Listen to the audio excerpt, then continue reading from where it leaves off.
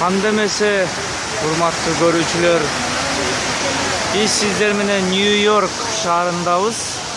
2000 yılı soda borborularına samolyot menен gelip tiyip çerak bolgon yer. Ушул жердин ордунда эки сода борбору турган экен. Азыр анын эстелигине момундай имараттарды куруптур. Бул жерде болсо ошол терактта каза тапкан адамдардын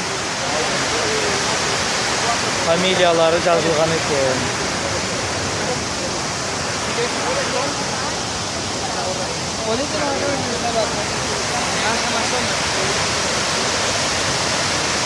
Аябай көп чет элдиктер келип бул жерде көрүп кетишет экен.